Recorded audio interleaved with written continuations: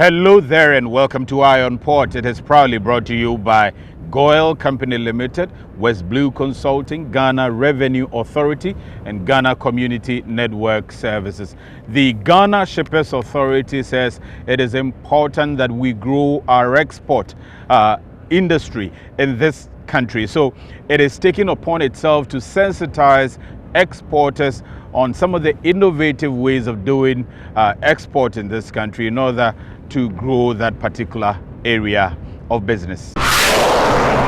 The Ghana Shippers Authority, in collaboration with the Ghana Export Promotion Authority, GEPA, has organized an exporters forum in Takoradi to address challenges confronting exporters in their business in order to improve the export trade through the port of Takoradi. The Chief Executive Officer of Ghana Shippers Authority, Benonita Bismarck, in a speech read on her behalf by the chairperson and head of Shipper Services and Trade Facilitation at GSA, Nadinswa Aiti, said the economic growth of every country is very crucial to its national development and that growing the economy has become the target of most governments in the developing world. She said it was in this light that the President of Ghana, His Excellency Nana Addo Dankwa Akufo-Addo, introduced the One District, One Factory initiative to kickstart a policy that will ignite Ghana's industrialization and set her on a path to social economic development. The policy, amongst others,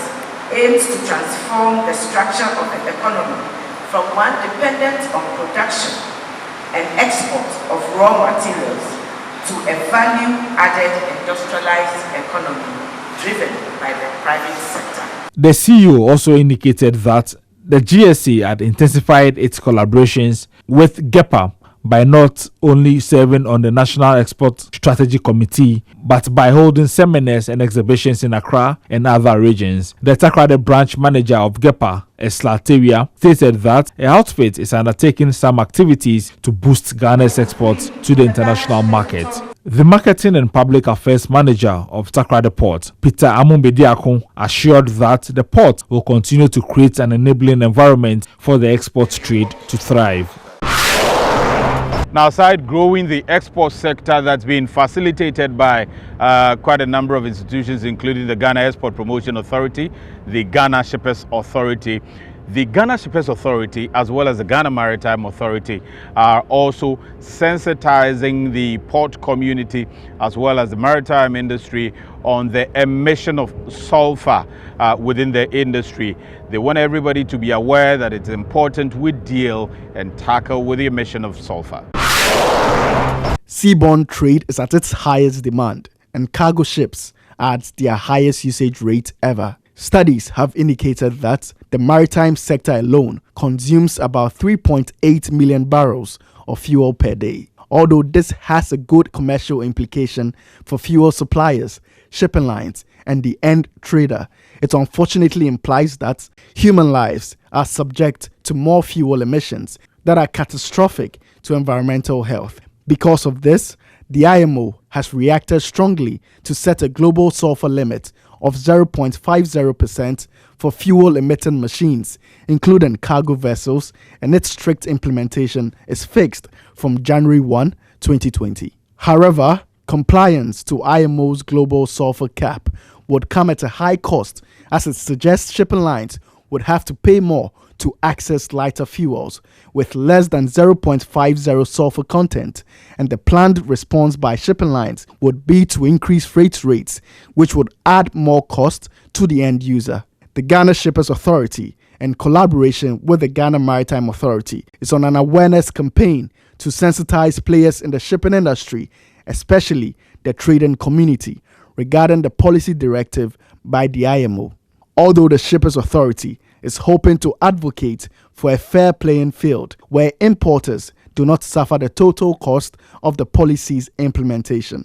According to the Chief Director of the Ministry of Transport, Mabel Sego, an interministerial committee comprising relevant agencies have been constituted to ensure that Ghana is ready for the implementation of the IMO sulfur cap policy by January 1, 2020. The Chief Executive Officer of the Ghana Shippers Authority, Benonita Bismarck, endorsed the global drive for green shipping and urged the various stakeholders affected by the policy to prepare adequately for the impact the policy may have on businesses in order not to incur losses. It's our hope that stakeholders affected by this IMO regulation are adequately prepared for the ramifications so that we can collectively manage the unintended consequences on the industry. She assured of her outfit's commitment to continue making accessible or needed updates on the shipping sector to shippers in order to make life easier for them. The Deputy Director General, Technical and Operations of the Ghana Maritime Authority,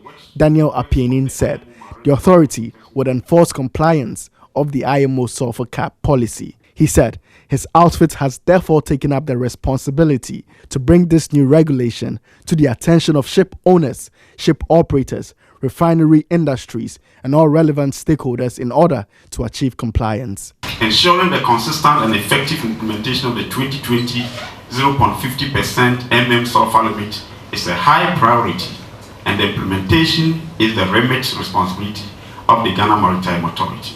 The IMO global sulfur cap is already being complied to by some ships across the globe, and worldwide, ship owners and shipping lines are strategizing for the enforcement of the law on January 1, 2020. As we talk about the emission of sulfur and sulfur pollution around the port and maritime industry, we decided this week to take on the issue of health within the maritime space and taking a look at the case of the International Maritime Hospital that was put together by the Ghana Ports and Harbours Authority. So far, what have they been doing? Of what purpose have they been serving the international maritime community? Does that also position this country as the West African hub for doing business? Already we have the African Continental Free Trade Facility area coming into this country. So with an international maritime hospital, to what extent does that position Ghana as the gateway to doing business in this country? We engage the Chief Executive Officer of the International Maritime Hospital. Listen in. The Chief Executive Officer of the International Maritime Hospital, Dr. Yao OPPONG, has emphasized that the hospital is open to all and all of its services can be accessed by everyone, contrary to beliefs that the hospital was built to cater for staff of the Ghana Ports and Harbours Authority. The CEO of the International Maritime Hospital, Dr. Yao OPPONG, who was speaking on Ion Port live on national television, said the state-of-the-art hospital is functional 24 hours of every day of the week, and people from all walks of life are welcomed to access the facility. International Maritime Hospital is available to everybody. It's owned by GPHA, but it is not for GPHA staff only. It is for everybody. Oh, we actually operate 24 hours, 7 days a week. The head of IMAH, who described the hospital as one of the best in the country in terms of facility, said the International Maritime Hospital offers a vast array of specialist care services, which include high-equipped modern imagery department, a dialysis center, a surgical unit, an obstetrics and gynecology department, orthopedic department, among others. For the International Maritime Hospital, it's not just about the beds, but it is about the facilities in the hospital. Yeah. That makes it probably number one or among the top brackets in Ghana. The 3 Tesla MRI infrastructure, according to the CEO of IMAH, is the best in West Africa and has even caught the attention of the Confederation of African Football, who are interested in partnering to use the facility to determine bone age of footballers. MRI, that's a 3 Tesla magnet, which is the best and the biggest in West Africa. Before I went there, there were talks to get the CAF to use the MRI to determine bone age for athletes. He revealed that a full range of dental services are available at IMAH, as it possesses the most advanced dental outfit in the country with highly sophisticated and up-to-date equipment. We have very good dental service, and we do both basic and advanced dental care. According to Dr. Yao OPPONG, the pediatric ward is the most conducive part of the hospital, and children are not only given optimal health care, but are kept comfortable and happy by the availability of educational and recreational items and supervised closely by very professional and caring nurses. It's one of the best wards. There, when you go there, it's so friendly for children. We have toys that children play with. We have educational Legos and things that kids can also play. So in fact, some kids, when they come there, they don't want to go home. As part of efforts to protect the environment and for the health and safety of its clients, Dr. OPPONG said IMAH maintains a proper waste management system and indulges in all required activities and actions required to manage waste from its inception to its final disposal, as well as street waste from other hospitals. We have the technology to treat the waste for them to become harmless or ordinary waste that can be disposed. He said the hospital has been designed specifically to meet the international market and urged patients who are used to traveling abroad for specialist care services to now patronize the International Maritime Hospital at more affordable rates. People having to go abroad to seek treatment and all those things, we can have it here and even attract people who will otherwise go from Nigeria, from Togo, from wherever to come here and obtain that level of service. He also shared the importance IMAH would have on the port and maritime industry, where a lot of multinationals and locals converge in the performance of their duty. When you have a place where a lot of people converge, then you can have infection, transfer of diseases, etc. Addressing the concerns of callers on Ghana's history with poor maintenance culture, the IMAH boss assured to keep a good maintenance attitude towards the use of these high-end equipment and even improve it over time. The International Maritime Hospital is situated in TEMA, and at the exit of the Beach Road in Community 3, one can find signages that lead him or her to the hospital.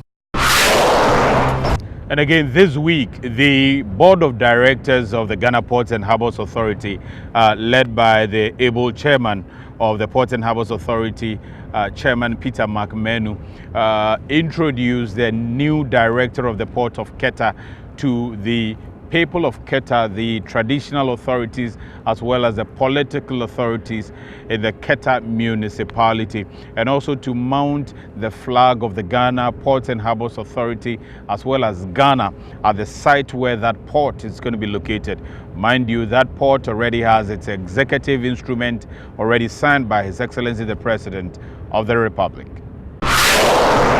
The Board of Directors of GPHA, led by Peter McMenu, has introduced the director of KETA Port, Dr. Alexander Eduse, to the administrative and traditional heads of the KETA area. He was first introduced to the municipal chief executive under the auspices of the regional minister. The entourage from the Ghana Ports and Harbours Authority paid courtesy calls on Togbe Akolache V, the Dufia of Keji, the traditional area for which the port will be situated, and the Awomefia of the Anglo State. Board Chairman of the Ghana Ports and Harbours Authority, Peter McMenu, introducing the new director for KETA Port, said Dr. Alexander Eduse has the expertise to drive the vision of the KETA Port. When the president put his ears and eyes around the globe from a global perspective, the man he found and appointed for that job is Dr. Alexander Eduse. He said the president of the country, Nana Akufo-Addo, has signed an executive instrument to demarcate the area as a port, describing it as a major achievement. The director of KETA Port, Dr. Alexander Eduse, said the KETA Port is a demonstration of the government of Ghana's commitment to develop the KETA municipal area, which would directly grow Ghana's economy. The KETA Port project is not just a port, but a port city that is anticipated that will help us develop the whole of Volta region and its environs. Maybe OT region will benefit from that too. He asked for cooperation from the administrative and traditional heads of the KETA area to make the KETA project a success. The Director General of GPHA, Michael Luguje, revealed that feasibility studies will be conducted to weigh in the potential the market has on offer for the KETA port. He has also revealed that 19 international companies have expressed interest in the development of the port, and they are being assessed thoroughly to prune them to a workable number where one will be chosen as the official consultancy to conduct feasibility studies by October 2019. Our team has been able to prune down that to just about 7 companies. And these 7 companies are going to be invited from tomorrow to submit detailed technical and financial proposals. Then out of that, they will be evaluated and a single consultant firm will be contracted to to conduct the feasibility study. The Awamafia of the Anlo State, Togri Sri III, said, although the project has been on the drawing board for some years now, he has faith in the current government for the successful execution of the port project. I am of firm opinion that what the current government has said will be carried into execution. He said the port facility would elevate the socio-economic life of his territory and thanked government for this laudable vision. At the project site, the project engineer of GPHA, Komla Ofori, ran the delegation from KETA through the engineering plans for the port. The sea current comes this way generally. The breakwaters are on this side. We have some concept about the breakwater. We have done some concept, but we want to open it to the engineers. So the people of KETA are very excited about this port development in the KETA municipality, and we can't wait for that project to take off in that KETA municipal area. The car power badge that it's been around for some time now, you know, we had a smaller version that was around, it was moved away, and then a bigger one also came around, about 400 megawatts capacity. It's been sitting at the TEMA fishing harbor for quite some time. Now though, it's been moved to Takoradi Port. The 470 megawatts Karadenes power ship Osman Khan has departed for the Sekondi naval base after being stationed in the TEMA fishing harbor for 4 years. The 470 megawatt electricity generating barge replaced a 225 megawatt barge since 2015, operating in TEMA to provide 450 megawatt capacity to the national grid. To ensure the car power ship reaches its maximum capacity, the government is at a final preparation stage to relocate the plant to Abuade near Takoradi.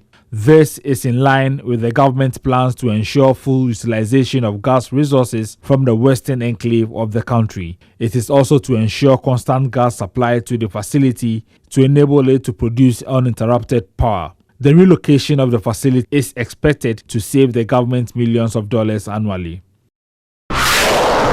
On that note, Iron Port returns shortly. Here's innovation from Goyle that takes you further. New Goyle Super Synthetic 5W20 and 5W30 lubes have been expertly crafted with the latest in liquid engineering technology, highly advanced for modern engines, prolongs oil change intervals, save you fuel, clean, protect and enhance engine performance.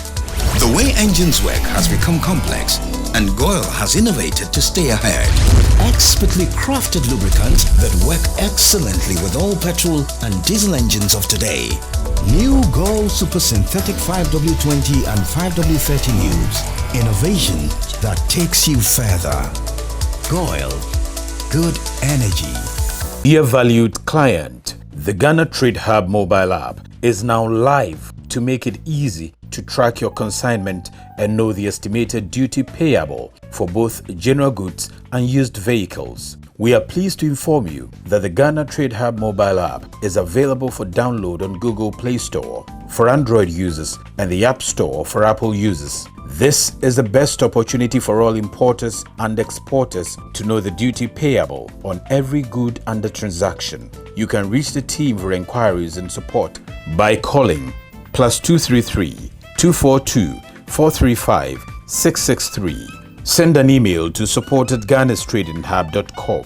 To remain updated, kindly follow progress on the following platforms: www.facebook.com/Ghana Trade Hub, www.twitter.com/Ghana Trade Hub, and ghlinkedin.com/in/Ghana Trade Hub. Importers and exporters can download the official Ghana Single Window mobile app, which allows you to track your consignment conveniently and also allows you to obtain your estimated duty for general goods and used vehicles. Please spread the message to everyone importing or exporting. The Ghana Trading Hub mobile app is now live. Download and never be cheated. This is powered by the Smart Ports project under the auspices of the Government of Ghana and the Ghana Revenue Authority. Smart Port, improving Ghana's ease of doing business.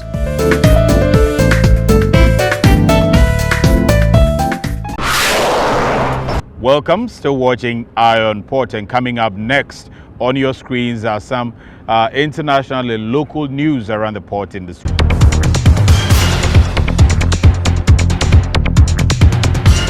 The 2019 North Shipping, an annual maritime trade fair, has been held in Norway, where major maritime players and shipping service providers across the globe were assembled to discuss growing trends in the maritime industry. North Shipping 2019 sought to deliver value for its core shipping audience by engaging new ocean actors and providing unique high-level expertise and insight to enable the cooperation that will allow the maritime industry to prosper in the future. The Ghana Ports and Harbours Authority participated in this year's conference, which gave the authority the opportunity to meet and interact with its foreign clients to update them on how Ghana's ports are taking significant steps towards optimum efficiency. The General Manager Marketing and Corporate Affairs of GPHA, Esther Jebidonko, said the event has been helpful for the Ghana Ports and Harbours Authority to take note of areas of their service delivery they could enhance to better serve potential clients internationally. Information on the ports were made readily available to potential clients at the GPHA stands, which were opened for investment opportunities and manned by the Deputy Marketing and Corporate Affairs Manager of GPHA, Nana Esi Soderberg. North Shipping is one of the leading international shipping events and an important meeting place and forum for the shipping industry. It remains one of the most pivotal and well-attended events of the marine and offshore calendar.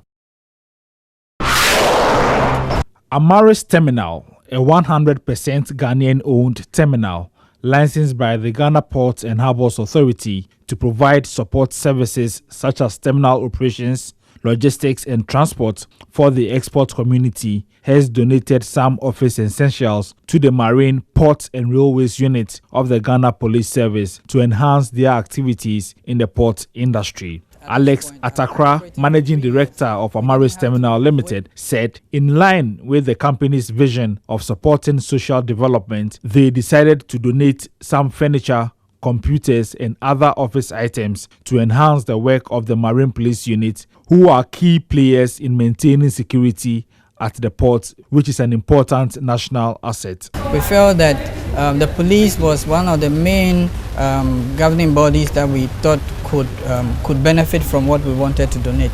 This might not seem much, but we believe that it would go a long way to support them. The commander of the Marine Police Unit, Superintendent Joseph Abibio, expressed pleasure upon receiving the donations, saying it would contribute tremendously towards the unit's daily activities. These days, computer is the way forward, and the computers are very much, and I think this is one of the best ones that have been donated to us, and it is going to help us a lot in terms of our data processing, in terms of our work, and our quick response to when people ask for reports. He urged other corporate organizations and companies to emulate Amari's steps for social development.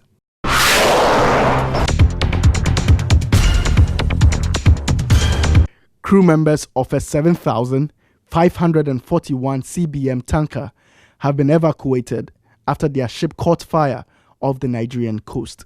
The incident involving the vessel Sea Voyager occurred at the Lagos anchorage on August 15, according to the Nigerian Maritime Administration and Safety Agency, NIMASA. As informed, the Regional Maritime Rescue Coordination Center at Kirikiri mobilized firefighters from other agencies, including the NPA, to put out the fire.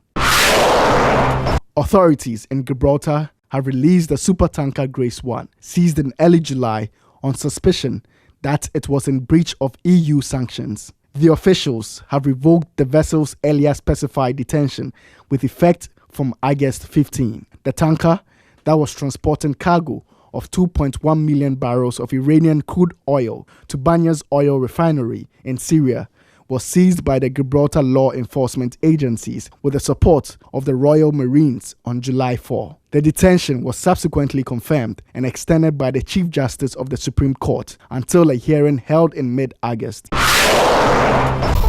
Here's innovation from GOIL that takes you further. New GOIL Super Synthetic 5W20 and 5W30 lubes have been expertly crafted with the latest in liquid engineering technology, highly advanced for modern engines, prolongs oil change intervals, save you fuel, clean, protect and enhance engine performance. The way engines work has become complex, and GOIL has innovated to stay ahead with expertly crafted lubricants that work excellently with all petrol and diesel engines of today. New GOIL Super Synthetic 5W20 and 5W30 lubes. Innovation that takes you further. GOIL. Good energy. Now time to bring you the schedules of all the vessels that are already in the port, those that are far away at the anchorage, those also expected in the coming week, plus the Bank of Ghana exchange rate that you need to be familiar with in order to clear your goods out of the port.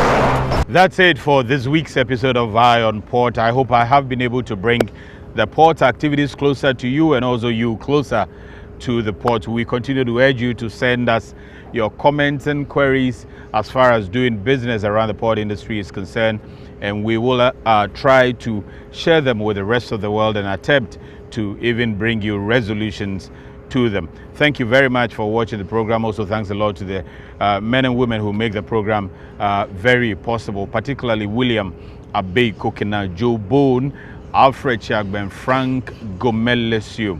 Also, a lot of thanks go to the executive producers of this program, Nana Esi Soderberg and Esther JB Donko.